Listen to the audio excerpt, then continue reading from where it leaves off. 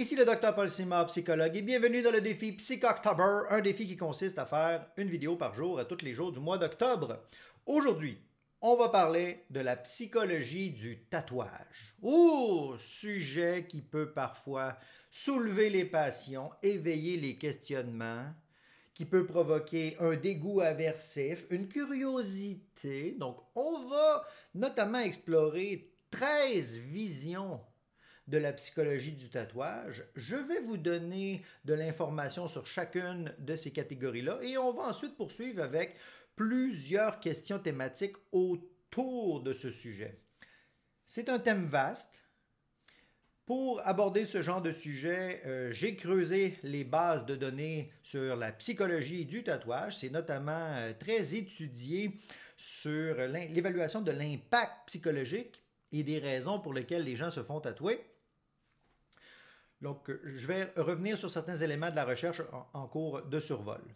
Donc, je vous lis les 13 catégories ou formes de réflexion sur la vision de psychologie du tatouage et ensuite on va les approfondir. Il y a la commémoration, le rituel de passage, afficher l'appartenance à un groupe, afficher l'adhérence à des valeurs, l'expression créative, s'imprégner une œuvre artistique, l'esthétisme, l'expression de l'identité, l'apprentissage, l'exploration, l'hédonisme, l'automutilation et l'autosabotage. Nous avons ici donc un portrait global de divers enjeux psychologiques reliés au tatouage. Donc, on va revenir sur la première catégorie, la commémoration. Il y a beaucoup de gens, quand on va les questionner sur ce qui les a emmenés à choisir leur tatouage, c'était dans une espèce de devoir de mémoire, dans un esprit de commémoration suite à un deuil, à un décès, à une perte ou à une relation amoureuse qui voulait commémorer, exprimer une date importante de naissance de quelque chose, mais il y a comme une espèce de sentiment de continuité. Donc la personne veut porter ou être gravée à l'intérieur d'elle par un sentiment de continuité. Puis là, sur la psychologie de la commémoration et du deuil, il y a plusieurs enjeux réflexifs à faire, notamment celui de la continuité permanente. Parce que si on peut commémorer un deuil en refaisant le tour de nos albums photos, ben là, si on se fait tatouer le visage d'une personne proche décédée dans un endroit visible ici et qu'on le voit toutes les fois qu'on va à la salle de bain ou qu'on prend notre douche, est-ce que ça facilite le deuil ou ça réveille la blessure du deuil à chaque fois? Puis là, il y a plusieurs études qui ont été faites là-dessus avec des résultats très variables, mais la place de la commémoration, ça peut être très significatif.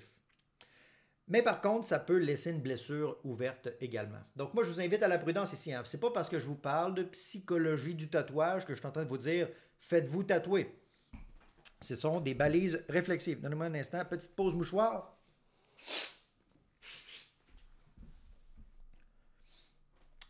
Le deuxième point sur la psychologie du tatouage, c'est celui du rituel de passage. Oh, donnez-moi un instant, je vais bloquer les demandes. Donc, le rituel de passage dans la douleur et dans le sang, encore une fois, ici, c'est relié avec des expériences significatives et fortes. De manière générale, les femmes, en général, ont des rituels de passage dans la douleur et dans le sang qui sont gravés à l'intérieur de la biologie.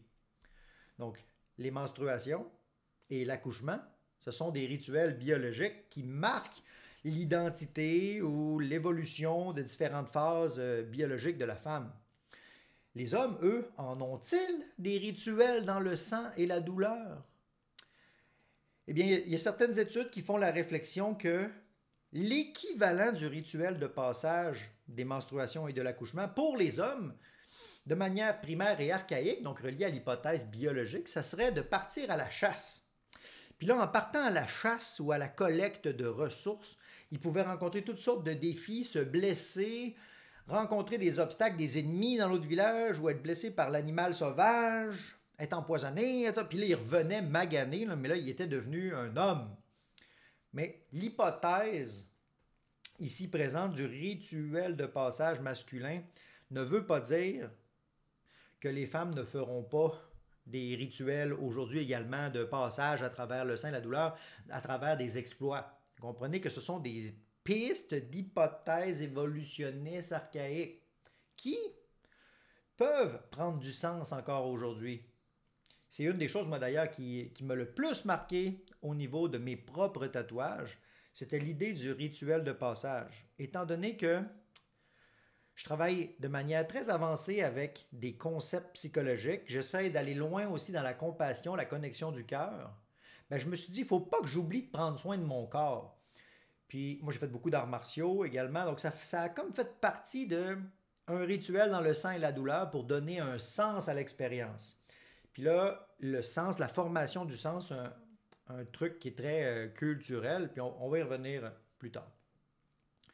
Une troisième manière de voir la psychologie du tatouage, ça serait afficher l'appartenance à un groupe. Vous savez, là, les gens qui vont faire partie d'un gang, qui vont tous se faire le même tatouage, ou les militaires qui appartiennent à telle escouade, qui vont tous se faire tatouer le même truc de logo.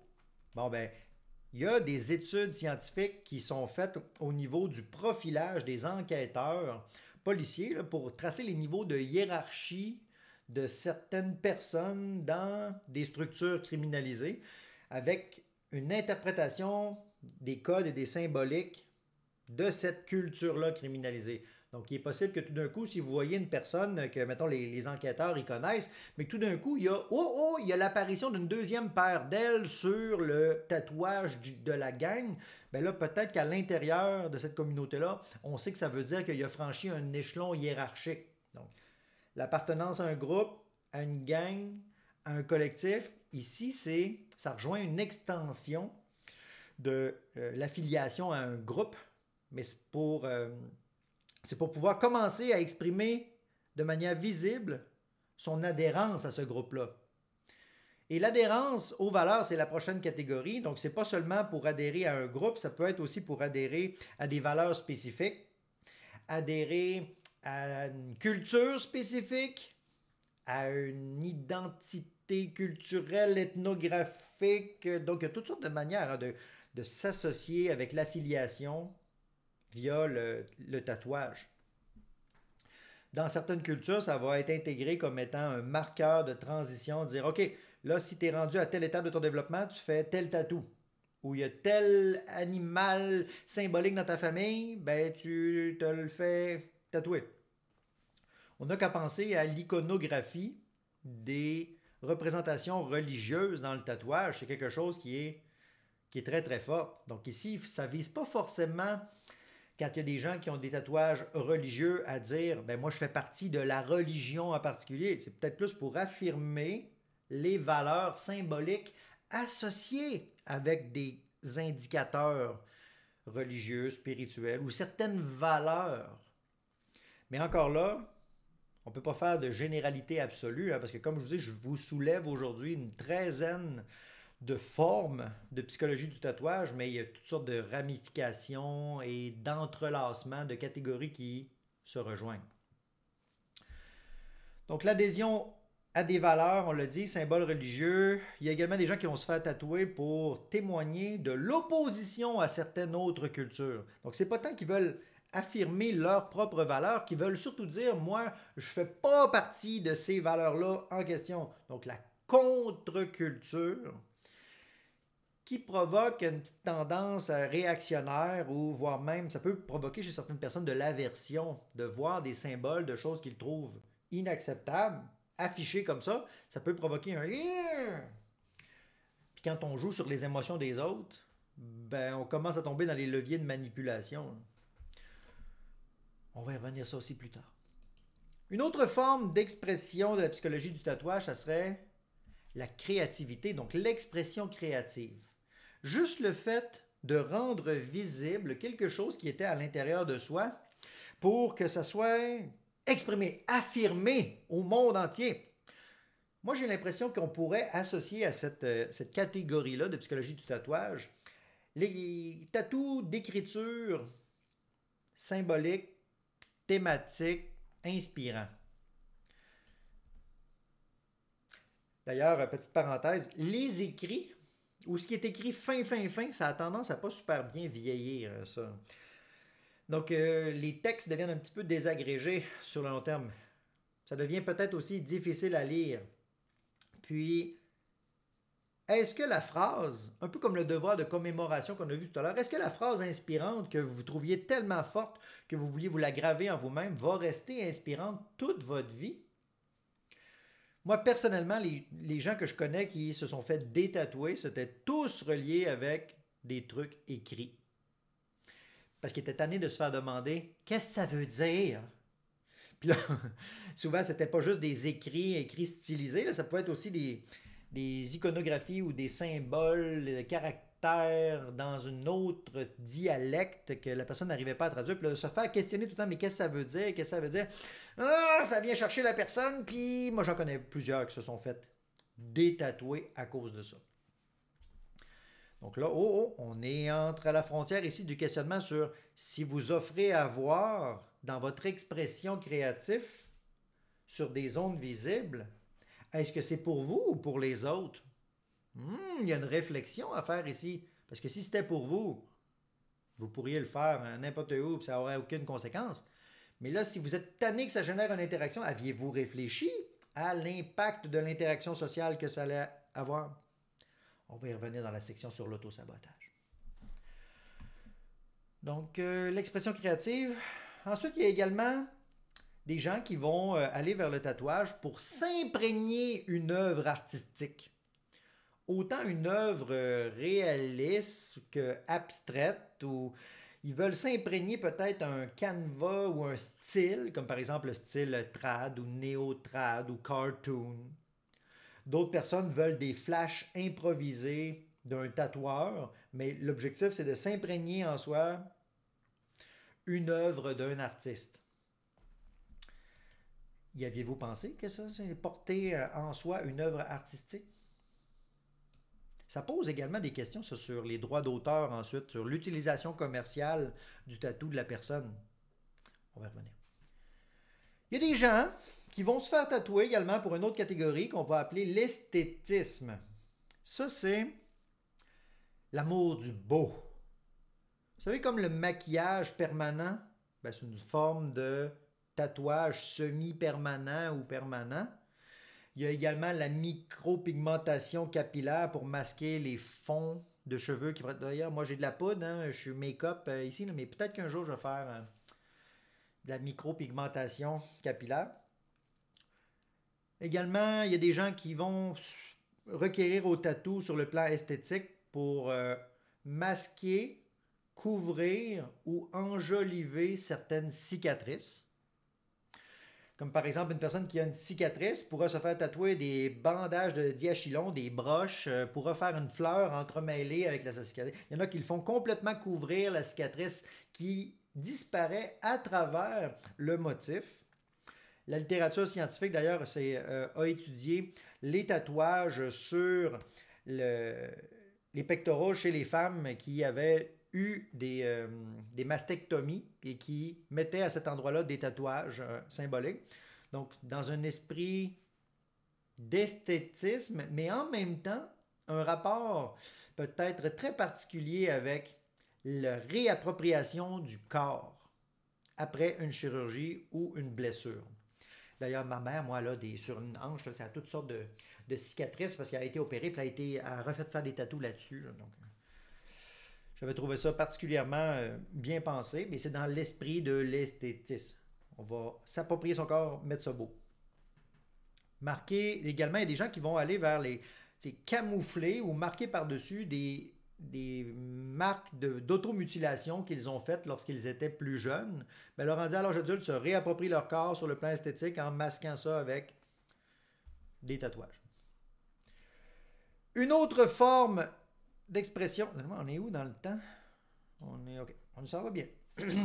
Une autre forme de tatouage psychologique, ça serait l'expression de son identité. C'est un petit peu relié avec ce qu'on avait dit tout à l'heure sur l'expression de la créativité. Mais là, plutôt que juste montrer des choses en étant créatif et bouillonnant de couleurs ou d'expression de soi, c'est son identité que la personne veut rendre visible aux autres. Il y a des ponts à faire, comme vous aviez vu avec l'identification à un groupe. Mais l'expression de son identité, c'est vraiment le fouiller en soi, puis avoir le besoin ou sentir la pertinence que ça soit visible aux autres personnes. Voici qui je suis. Là, pourrait faire également des ponts avec les théories sur l'expression de genre. Pour certaines personnes, ils ne sentiront pas le besoin de travailler la différence entre leur identité de genre et l'expression de genre. Mais d'autres personnes pourront avoir une différence entre l'expression et l'identité intérieure. Donc, c'est une des pistes à explorer également. Une autre catégorie de tatouage, c'est l'apprentissage. Saviez-vous qu'il y a des gens qui se font tatouer juste pour apprendre comment on fait pour tatouer? Puis là, ils peuvent courir les salons internationaux de tatoueurs ou prendre des rendez-vous avec des gens qui sont des tatoueurs de d'autres pays puis qui viennent dans un salon là pour se faire tatouer, juste pour pouvoir le regarder tatouer. Comment, c'est quoi sa technique? Comment est-ce qu'il s'y prend pour insérer les encres? Les types de mèches ou de peignes qu'ils vont utiliser pour faire le perçage. Puis il y a une belle expression d'ailleurs dans ce monde-là chez les tatoueurs qui se font tatouer juste parce que leur collègue à côté avait envie de tester quelque chose. Tout ça, on appelle ça être beurré. Ça m'avait marqué, c'est la première fois que j'entendais ça. Parce que moi, je me faisais tatouer, puis là, un jour, je dis, je vais-tu pouvoir un jour être considéré comme une personne tatouée? Puis ma tatoueuse, elle m'a dit, ben, je pense que t'es beurré, là. T'sais, on le voit pas beaucoup, hein, mais là, il y a des petits bouts ici, des petits bouts ici. Oh, ça va jusque-là ici. J'ai les deux flancs, les deux cuisses, les deux mollets, les côtés, dans le dos. J'ai beaucoup de tatouages. Moi, j'ai peut-être 200 heures. 200-300 heures. Puis là, elle me dit, c'est correct, là, tu l'es, le beurré. J'avais trouvé ça à la fois une critique, c'est comme si ça se voulait une contre-culture, parce que beurré, c'est comme sale. Puis d'une certaine manière, c'est une réappropriation artistique du concept. Puis moi, une des raisons qui me faisait que j'allais me faire tatouer, c'était pour apprendre. Parce que moi aussi, je tatoue. Donc, et pas mes clients de thérapie. Non. C'est deux activités complètement séparées. Les beurrés, d'ailleurs, une des choses qui caractérise ça, que j'ai longuement discuté avec ma tatoueuse principale là-dessus, elle disait que c'était sans aucune signification particulière. Puis elle trouvait ça un peu fatigant, les gens d'ailleurs, qui la questionnaient sur ouais, mais qu'est-ce que ça veut dire tes tatous? Puis elle disait, elle en a vraiment beaucoup partout. Là. Elle disait, ça veut rien dire. Elle dit, un moment donné, j'étais dans tel party, lui, il voulait essayer ses nouvelles pointes qu'il avait commandées. Il est arrivé, fait que je dis, vas-y, fais-moi un. Puis l'autre, un moment donné, il y avait une annulation, un de ses collègues, fait qu'il dit, ben, si tu veux, fais-moi un aussi, essaye ton truc. Fait que là, elle était vraiment au-delà de toute forme de signification. Elle, tout ce qu'elle disait, c'est, ben, moi, ça me permet d'apprendre des choses, ça permet à mon collègue d'apprendre aussi des techniques. Fait que c'était la valeur d'apprentissage qui était au cœur de tout ça. C'était pas la symbolique. D'ailleurs, il y a des gens que ça va vraiment leur taper ses nerfs hein, si vous leur demandez c'est quoi le tatou. Là, sur... Mais qu'est-ce que ça veut dire ton tatouage? Ça veut pas forcément dire quelque chose. Chez les gens qui sont beurrés ou qui sont en dynamique d'apprentissage ou en exploration, ben ça veut. Il n'y a pas un sens spécifique. Et ça peut également être un sens qui est très personnel. Puis là, si la personne vous dit c'est personnel, allez-vous insister ou vous allez respecter le mystère?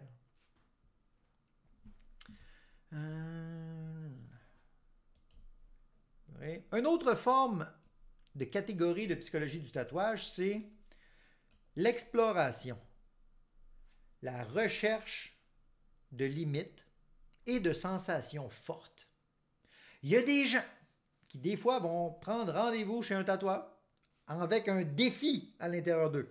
Ils vont dire, je vais essayer de toffer 6 heures de temps dans ma session de tatou, le plus longtemps que la dernière fois. Puis ils vont même engager 2 ou 3 tatoueurs qui vont travailler en même temps sur une grosse pièce dans le dos complet.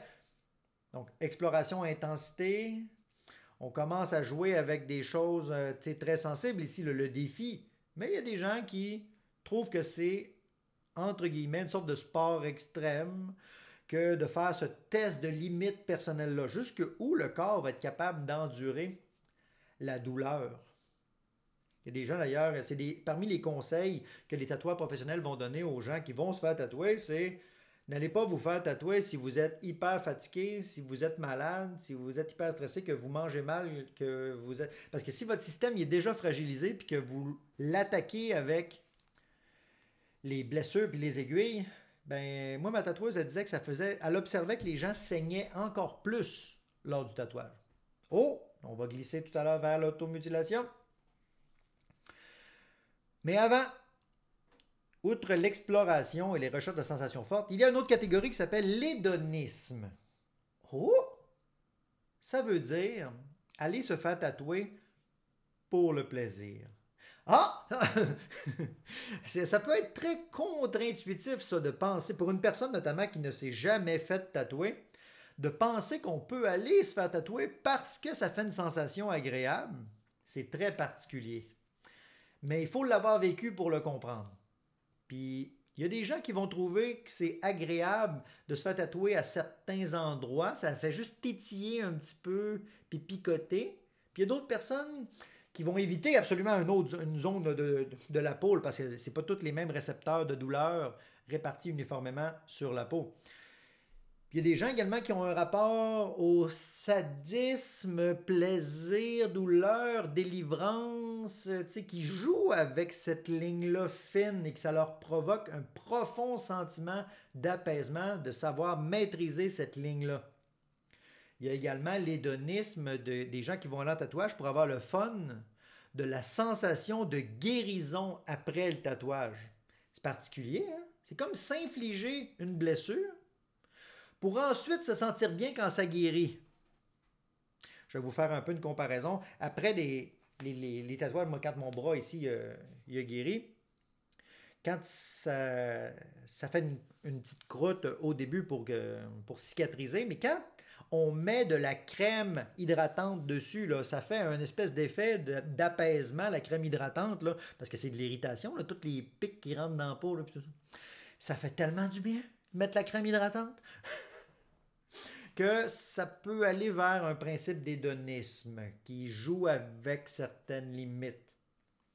Mais il faut peut-être l'avoir essayé pour comprendre que ça existe. C'est pas la première fois que vous allez vous faire tatouer, probablement que c'est ce qui va vous attirer le plus.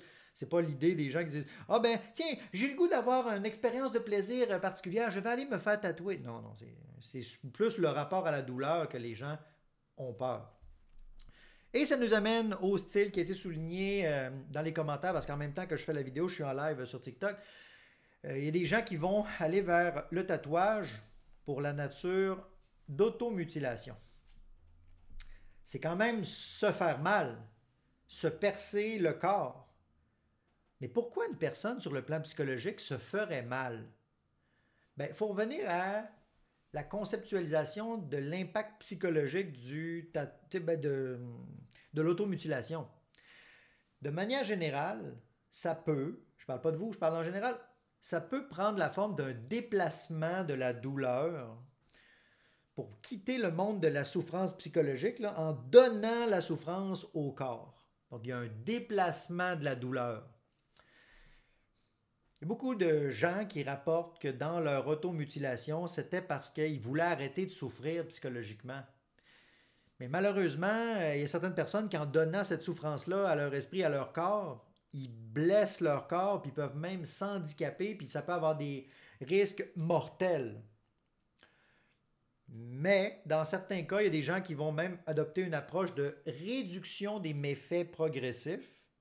Puis dans ce cadre-là, c'est comme si une personne qui avant se coupait avec des lames de rasoir, c'était très dangereux. Dans un plan de traitement psychologique, il pourrait arriver qu'on va recommander à la personne une autre forme de mutilation, mais quand même une sorte de mutilation.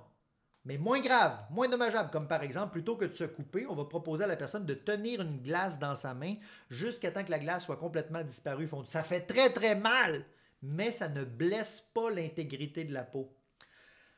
Donc, dans cette approche de réduction des méfaits, de déplacement d'une souffrance insoutenable à l'intérieur de l'esprit de la personne vers le corps pour qu'il puisse le porter à la place de l'esprit. On retrouve des principes de dissociation, mise à distance. Mais pour certaines personnes, c'est un facteur de protection. Pour d'autres, par contre, ça va être mortel. Ils vont aller trop loin dans l'automutilation. Donc, je ne suis pas en train de vous dire de faire ça. Je suis en train de vous dire que ça existe des gens qui utilisent le tatouage, notamment pour déplacer la douleur psychologique dans le corps.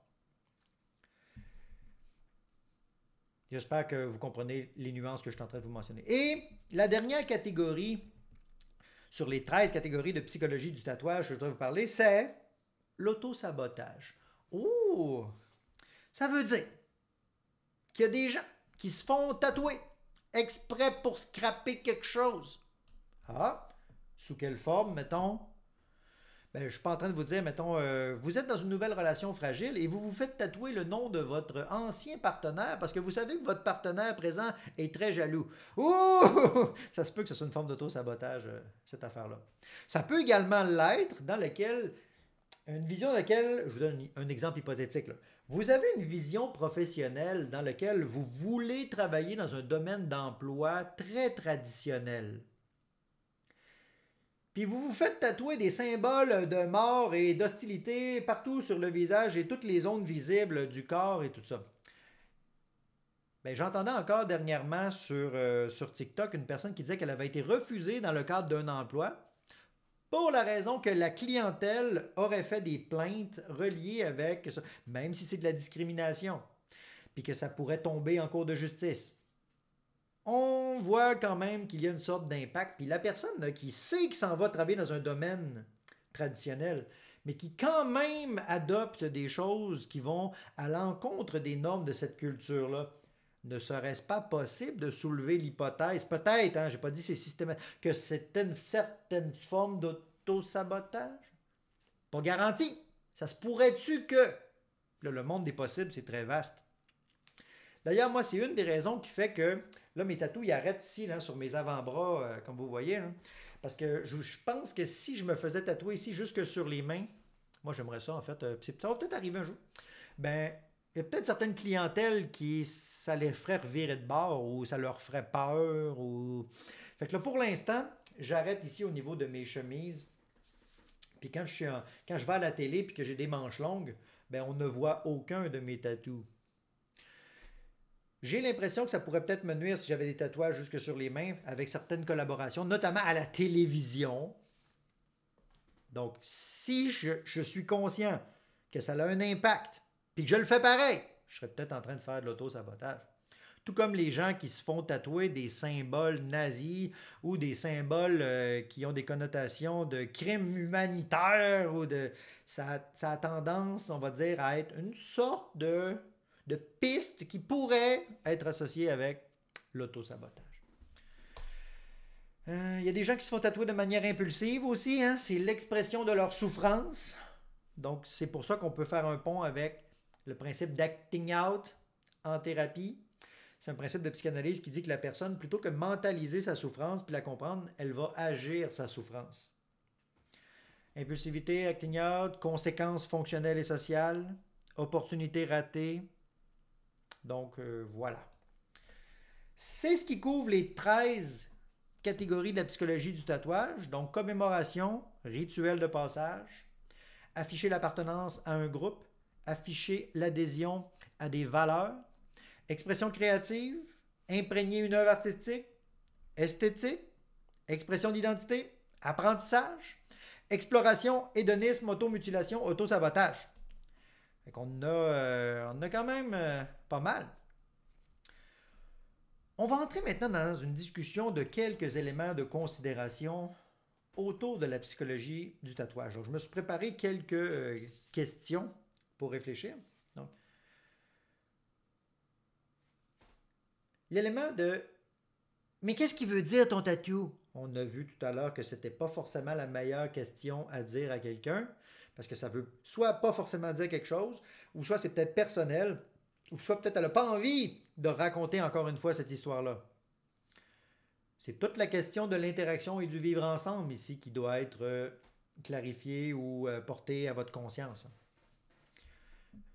Êtes-vous tatoué, vous? Vous pourrez me dire ça en commentaire, peut-être. Qu'est-ce qui vous a poussé, vous, à vous faire tatouer si vous l'êtes? Est-ce que vous vous êtes reconnu dans certaines formes de catégories que je vous ai parlé tout à l'heure? Peut-être qu'il y a certains trucs qui vous ont plus touché que d'autres. Vos tatouages sont-ils visibles ou pas? Songez-vous au détatouage? Donc ça, je serais bien curieux de voir ça aussi en commentaire. Moi, j'ai une des pistes que je me suis faite comme réflexion, c'est les gens qui se font détatouer, est-ce que c'est parce qu'ils voulaient une décoration ou parce que leur identité a changé?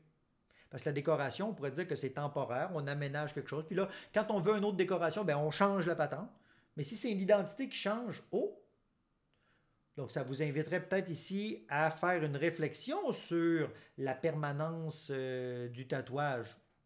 C'est pour ça qu'il y a des gens qui passent par le tatouage temporaire, d'ailleurs. Une autre piste de questionnement, ça serait, est-ce que vous vous dites que vous portez un tatou ou que vous êtes tatoué? On voit le lien ici entre être tatoué, c'est relié à l'identité. Et est-ce que vous le portez? C'est comme si c'est sur vous. Mais là, ça, le tatouage ici, là, il n'est pas sur moi. Même si vous le voyez, il n'est pas sur moi. Il est dans moi. Il est dans la peau. C'est pour ça le petit reflet luisant un peu, c'est la couche de peau par-dessus l'encre, d'ailleurs. Il y a beaucoup de réflexions à faire là-dessus, parce qu'il y a des gens qui ne réalisent pas qu'ils vont intégrer à l'intérieur d'eux des molécules d'une substance, des fois des métaux lourds ou des pigments de différentes natures qui ne sont pas faits pour être stockés à l'intérieur de la peau, vont le mettre là pareil. Puis là, ça fait travailler très fort les macrophages. Les macrophages, c'est les cellules les petites bidules, en fait, qui sont dans la peau, qui vont essayer d'éliminer les corps étrangers à l'intérieur. Vous savez, si vous avez une écharpe, qu'est-ce qui va travailler pour éliminer l'écharpe? C'est les macrophages vont essayer de manger les débris. Bon, ben, ils ne sont pas capables, les macrophages, de casser les molécules des pigments de tatouage. C'est ce qui fait que ça reste sur plusieurs années, notamment. Puis le détatouage avec le laser vont essayer de briser les pigments pour que les macrophages puissent faire le nettoyage après coup. Songez-vous de tatouage, quels sont... Ah oui! Également, pour en avoir discuté avec plusieurs tatoueurs dans plusieurs salons de tatouage, saviez-vous qu'il y a deux types de tatouages qui semblent revenir le plus souvent dans la culture occidentale? C'est la rose des vents et le sablier. Puis là, tout le monde qui veut se faire tatouer une rose des vents directionnelle ou un sablier sont convaincus qu'ils sont originales puis qu'il n'y a pas grand monde qui a pensé à eux autres. Parce que, tu sais, la rose des vents, trouver la direction dans sa vie. Le sablier, le temps passe et il est précieux. Oh non! Mais en réalité, ce serait... Puis j'ai pas de misère à le croire, même si j'ai pas les données scientifiques exactes là-dessus, que ce sont des tatouages très, très, très répandus. Donc, on voit ici la conception, le rapport à trouver une direction dans la vie et à se positionner sur le plan temporel. Ça rejoint les principes fondamentaux, d'ailleurs, de la physique, les trois dimensions et le temps. Ça, on en a parlé. L'altération du tatouage avec le temps, j'ai parlé aussi avec le brillant de la peau.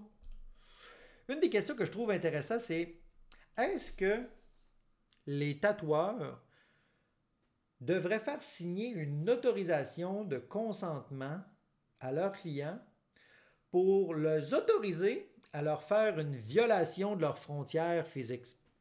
Moi, personnellement, je fais signer des documents de disclaimer là, aux gens que je tatoue, les membres de ma famille puis mes amis, là, pas des clients.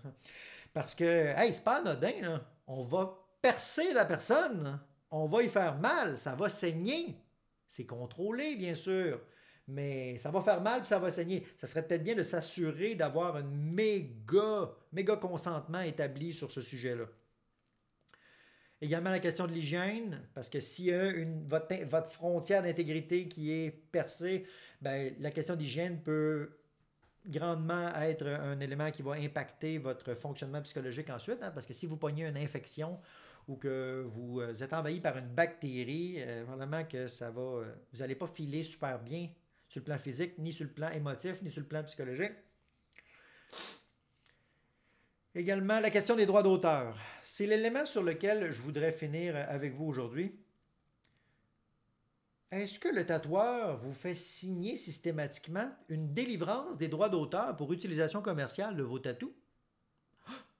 Sinon, est-ce que le tatoueur reste propriétaire du tatouage? Oh, puis là, il y a beaucoup de gens qui vont dire, ben non, c'est mon corps. Ouais, mais c'est une production artistique. C'est pas parce que la production artistique s'installe dans votre corps que l'artiste va vous céder les droits d'utilisation commerciale de la représentation de votre tatouage.